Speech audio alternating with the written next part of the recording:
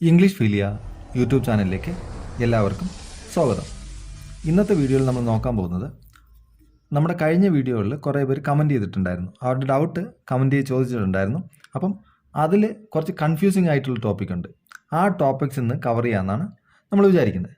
അപ്പോൾ നമ്മൾ ഇന്ന് കവർ ചെയ്യാൻ പോകുന്ന ടോപ്പിക്സ് എന്ന് പറഞ്ഞാൽ until and till, until and till, unless and until, അൻറ്റിലും അൺലെസ്സും തമ്മിലുള്ള ഡിഫറൻസ്, ഈ രണ്ടിൻ്റെയും ഡിഫറൻസ് എന്താണെന്ന് നോക്കും. ഒപ്പം തന്നെ യൂസേജ് ഓഫ് ഇറ്റിൻ്റെ കുറച്ച് ടഫായിട്ടുള്ള യൂസേജസ് ഉണ്ട്, അത് നമ്മളിന്ന് നോക്കും. മനസ്സിലായല്ലോ? അപ്പം അൻറ്റിൽ ആൻഡ് ടിൽ ഇതിൻ്റെ ഡിഫറൻസ് നോക്കും, അൻറ്റിൽ ആൻഡ് അൺലെസ് ഇതിൻ്റെ ഡിഫറൻസ് എന്താണെന്ന് നോക്കും, യൂസേജ് ഓഫ് ഇറ്റിൻ്റെ ഡിഫറൻസ് എന്താണെന്ന് നമ്മൾ നോക്കൂ. അൻറ്റിൽ ആൻഡ് ടിൽ ഇതിന് അർത്ഥത്തിൽ വലിയ വ്യത്യാസമൊന്നുമില്ല, സെയിം ആണ് അർത്ഥം. അൻറ്റിൽ എന്ന് പറഞ്ഞാലും ടിൽ എന്ന് പറഞ്ഞാലും സെയിം ആണ്. നിങ്ങൾക്ക് എക്സാമ്പിൾസ് നോക്കും മനസ്സിലാവും. എക്സാമ്പിൾ നോക്കിക്കോളൂ. I will wait until 5 PM. അതായത് ഞാൻ 5 മണി വരെ, വൈകുന്നേരം 5 മണി വരെ ഞാൻ വെയിറ്റ് ചെയ്യും. മനസ്സിലായല്ലോ? I will wait until 5 PM, 5 മണി വരെ വെയിറ്റ് ചെയ്യും. I will study until midnight. ഇവിടെ നോക്കൂ, I will study until midnight. അപ്പോൾ അർദ്ധരാത്രി വരെ ഞാൻ പഠിക്കും, അർദ്ധരാത്രി വരെ ഞാൻ പഠിക്കും. ഇവിടെ നോക്കൂ, ഇവിടെ എന്ത് നോക്കിയാലും വരെ എന്നുള്ളൊരർത്ഥം വരുമ്പോഴാണ് അൻറ്റിൽ ഉപയോഗിക്കുന്നത്. അൻറ്റിൽ മനസ്സിലായല്ലോ? ഇനി ടിൽ എവിടെ ഉപയോഗിക്കുക? Till I will wait till 5 PM. I will wait till 5 PM same ആണ്. ഞാൻ 5 മണി വരെ വെയിറ്റ് ചെയ്യും. ഇനിയോ I will study till midnight, ഞാൻ മിഡ് നൈറ്റ് വരെ പഠിക്കും. ക്ലിയർ ആയല്ലോ? ഇതാണ് ഇതിൻ്റെ ഡിഫറൻസ്. ഇവിടെ പിന്നെ ഉപയോഗത്തിൽ നമ്മൾ ചില സമയത്തും അൻറ്റിൽ കൂടുതലും ഫോർമലായിട്ടും ടില്ല് ഇൻഫോർമലായിട്ടും. ഫോർമൽ എന്ന് പറഞ്ഞാൽ എന്താ? ഓഫീഷ്യൽ ലാംഗ്വേജ്, ഓഫീസിൽ സംസാരിക്കുമ്പോഴൊക്കെ നമ്മൾ അൻറ്റിൽ ഉപയോഗിക്കണം. വീട്ടിലോ ഫ്രണ്ട്സിൻ്റെ കൂടെയൊക്കെ സംസാരിക്കുമ്പോൾ ടിൽ ഉപയോഗിക്കാം. പിന്നെ അധികം ആരും ടില്ലിപ്പം ഉപയോഗിക്കുന്നില്ല, കൂടുതലും അൻറ്റിൽ ആണ് ഉപയോഗിക്കുന്നത്. അപ്പം ഈ കാര്യങ്ങൾ മനസ്സിലായെന്ന് ഞാൻ വിശ്വസിക്കുന്നു. അതായത് അർത്ഥത്തിന് ഒരു വ്യത്യാസമില്ല, നിങ്ങൾക്ക് ഇത് ഏത് വേണമെങ്കിലും ഉപയോഗിക്കാം. കൂടുതൽ നല്ലത് അൻറ്റിൽ ഉപയോഗിക്കായിരിക്കും ഏറ്റവും നല്ലത്. മനസ്സിലായല്ലോ? ഇനി നോക്കൂ, അൻറ്റിൽ ആൻഡ് അൺലെസ്, അൻറ്റിൽ ആൻഡ് അൺലെസ് ഇതിൻ്റെ ഡിഫറൻസ്, ഇതിന് നല്ല വ്യത്യാസമുണ്ട് കേട്ടോ. അൻറ്റിലിൻ്റെ വ്യത്യാസം നിങ്ങളിപ്പോൾ കണ്ടു അല്ലേ? എന്താ? വരെ, അതായത് ഒരു പോയിന്റ് ഓഫ് ടൈമാണ് അത് പറയുന്നത്. ഒരു കാര്യം ആ സമയത്ത് നിർത്തിയിട്ട് വേറൊരു കാര്യം തുടങ്ങും, അല്ലെങ്കിൽ ആ സമയത്ത് സ്റ്റോപ്പ് ആവും എന്നുള്ള ഒരു അർത്ഥം വരുമ്പോഴാണ് നമ്മൾ, അതായത് അത് വരെ എന്നുള്ളൊരർത്ഥം വരുമ്പോഴാണ് എന്ത് വരുന്നത്? അൻറ്റിൽ വരുന്നത്. We played chess അൻറ്റിൽ 10 o'clock. 10 മണി വരെ ഞങ്ങൾ ചെസ് കളിച്ചു. 10 മണി വരെ ഞങ്ങൾ ചെസ് കളിച്ചു. ഉണ്ടോ? 10 മണിക്ക് ചെസ് കളിച്ച് നിർത്തി വേറെ എന്തോ ചെയ്തു എന്നാണ്. അതായത് 10 മണി വരെ നമ്മൾ കളിച്ചു, എന്നിട്ട് ഉറങ്ങിയെന്നോ എന്ത് വേണമെങ്കിലും പറയാം. മനസ്സിലല്ലോ? അപ്പം 10 മണിക്ക് ചെസ് കളിച്ച് നമ്മൾ നിർത്തി, അവിടെ ഒരു ആക്ഷൻ സ്റ്റോപ്പായി. ഒരു സമയം, ഒരു പോയിന്റ് ഓഫ് ടൈമിൽ ഒരു ആക്ഷൻ സ്റ്റോപ്പായി. അതിന് വേണ്ടിയിട്ടാണ് അൻറ്റിൽ ഉപയോഗിക്കുന്നത്. മനസ്സിലായല്ലോ? ഒരു സെൻറ്റൻസ് കൂടെ നോക്കൂ. ഇനി you will not get the money unless you complete the work. ഇവിടെ നോക്കൂ, അൺലെസ് എങ്ങനെയാണ് വരുന്നത്? You will not get the money unless you complete the work. ഇവിടെ ഒരു കണ്ടീഷൻ വരുന്നുണ്ട് കേട്ടോ. ഇത് കണ്ടീഷൻ, അവിടെ ഒരു പോയിന്റ് ഓഫ് ടൈമിൽ ഒരു കാര്യം സ്റ്റോപ്പ് ആവും എന്ന് പറയാൻ വേണ്ടിയിട്ടാണ് അൻറ്റിൽ ഉപയോഗിക്കുന്നത്. ഇവിടെ എന്താ? ഇവിടെ ഒരു കണ്ടീഷൻ പറയും. ഒരു കാര്യം നടക്കണമെങ്കിൽ എന്ത് വേണം?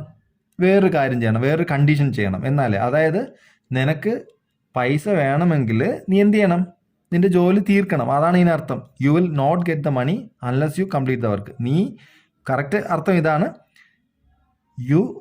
നീ ജോലി കംപ്ലീറ്റ് ചെയ്തില്ലെങ്കിൽ നിനക്ക് എന്ത് കിട്ടില്ല? പൈസ കിട്ടില്ല. അപ്പോൾ പൈസ കിട്ടണമെങ്കിൽ എന്ത് ചെയ്യണം? നീ ജോലി ചെയ്താലേ നിനക്ക് പൈസ കിട്ടുള്ളൂ. ഇവിടെ ഇതിൻ്റെ കറക്റ്റ് അർത്ഥം എന്താ? You will not get the money unless you complete the work എന്ന് പറഞ്ഞാൽ നീ ജോലി കംപ്ലീറ്റ് ചെയ്തില്ലെങ്കിൽ നിനക്ക് പൈസ കിട്ടില്ല. മനസ്സിലായെന്ന് വിശ്വസിക്കുന്നു. അതായത് കണ്ടീഷൻ എന്താ? നീ ജോലി കംപ്ലീറ്റ് ചെയ്താലേ നിനക്ക് പൈസ കിട്ടുള്ളൂ. മനസ്സിലായല്ലോ? ഇനി അടുത്ത നോക്കാം.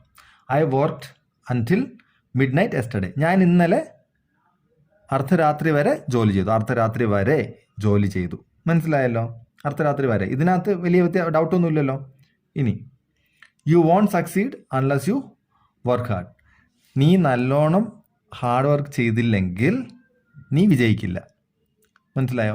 നല്ലോണം ഹാർഡ് വർക്ക് ചെയ്തില്ലെങ്കിൽ നീ വിജയിക്കില്ല. ഇവിടെ കണ്ടീഷൻ എന്താ? നീ നല്ലോണം ഹാർഡ് വർക്ക് ചെയ്യണം, ചെയ്താൽ മാത്രമേ വിജയിക്കുള്ളൂ. ചെയ്തില്ലെങ്കിൽ എന്ത് ചെയ്യും? വിജയിക്കില്ല. മനസ്സിലായല്ലോ? നിനക്ക് വിജയിക്കണമെങ്കിൽ നീ എന്ത് ചെയ്യണം? ഹാർഡ് വർക്ക് ചെയ്യണം. ഇവിടെ ഒരു കണ്ടീഷൻ വരുന്നുണ്ട്. മനസ്സിലായല്ലോ? ഇതാണ് അൺലെസിൻ്റെ ഡിഫറൻസ്. ഇനി I will wait here until you come. കണ്ടോ? നീ വരുന്നത് വരെ ഞാനിവിടെ വെയിറ്റ് ചെയ്യും. അതായത് എന്താ? നീ വരുന്ന സമയം വരെ ഞാനിവിടെ വെയിറ്റ് ചെയ്യും. അതായത് നീ എപ്പോൾ വരുന്നോ അതുവരെ ഞാൻ വെയിറ്റ് ചെയ്യും. മനസ്സിലായല്ലോ? I will wait here until you come. മനസ്സിലായല്ലോ? ഇനി you won't get a good job unless you have experience. നിനക്ക് എക്സ്പീരിയൻസ് ഇല്ലെങ്കിൽ നിനക്ക് നല്ല ജോലി കിട്ടില്ല. You won't get a good job unless you have experience. നിനക്ക് എക്സ്പീരിയൻസ് ഇല്ലെങ്കിൽ നിനക്ക് നല്ല ജോലി കിട്ടില്ല. മനസ്സിലായല്ലോ? നിനക്ക് നല്ല ജോലി കിട്ടണമെങ്കിൽ എന്താണ്? ഇവിടുത്തെ കണ്ടീഷൻ എന്താ? നിനക്ക് എക്സ്പീരിയൻസ് വേണം. നിനക്ക് എക്സ്പീരിയൻസ് ഉണ്ടെങ്കിൽ നല്ല ജോലി കിട്ടുള്ളൂ. അതാണ് ഇവിടുത്തെ കണ്ടീഷൻ. മനസ്സിലായോ? ഇതാണ് അൺടിലും അൺലെസും. ഡിഫറൻസ് അല്ല, ഇത് രണ്ടും എൻറ്റയർലി ഡിഫറൻ്റ് ആണ്. മനസ്സിലായല്ലോ? അതായത് ഒന്ന് സമയം, അതായത് അതുവരെ എന്നുള്ള ഒരു അർത്ഥം വരാൻ വേണ്ടിയിട്ടാണ് പറയുന്നത്.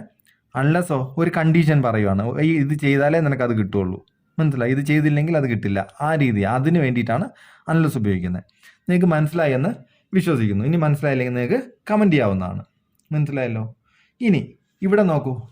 Do you like here. ഈ സെൻറ്റൻസ് ശരിയാണോ? ഈ സെൻറ്റൻസ് ശരിയാണോ? അല്ല, ഈ സെൻറ്റൻസ് തെറ്റാണ്.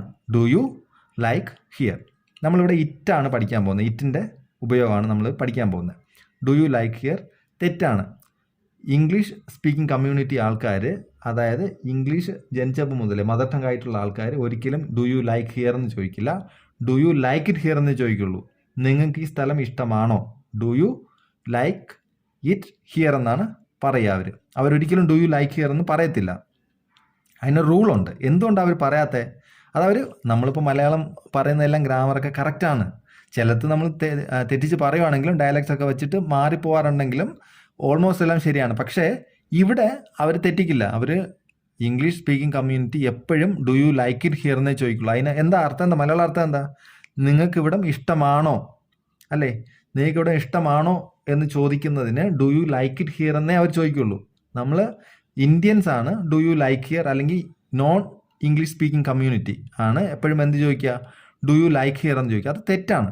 അത് നമുക്ക് സംസാരിക്കുമ്പോൾ പറഞ്ഞാലും കുഴപ്പമില്ല, ആൾക്ക് കേൾക്കുമ്പോൾ മനസ്സിലായാൽ മതി. പക്ഷേ നമ്മൾ സംസാരിക്കുമ്പോൾ വേറെ രാജ്യത്തെ ആളോടാണ് സംസാരിക്കുന്നത്, അവർക്ക് തോന്നും നമുക്ക് ഇംഗ്ലീഷ് അറിയില്ല എന്ന്. മനസ്സിലായില്ല? അപ്പം do you like it here എന്നേ ചോദിക്കാവുള്ളൂ ഇവിടെ. അപ്പം നമ്മൾ ഇറ്റിൻ്റെ അർത്ഥം എന്താണെന്ന് നമുക്ക് ഇപ്പോഴും ഡൗട്ട് വരും, അല്ലേ? ഇറ്റിൻ്റെ അർത്ഥം എന്താ ഇവിടെ? ഡു യു ലൈക്ക് ഇറ്റ് ഹിയറിൽ ഇതിൻ്റെ അർത്ഥം എന്താ? മലയാളത്തിൽ മൊത്തത്തിൻ്റെ അർത്ഥം എന്താ? നിങ്ങൾക്ക് ഇവിടെ ഇഷ്ടമാണോ എന്നാണ്. ഇഷ്ടമാണോ. ഇവിടെ ഇറ്റിൻ്റെ അർത്ഥം എന്താ? ഇവിടെ ഇറ്റിന് പ്രത്യേകിച്ച് അർത്ഥമൊന്നും കൊടുത്തിട്ടില്ല. എന്തുകൊണ്ടാണ് ഇറ്റ് പിന്നെ അവിടെ വരേണ്ട ആവശ്യം?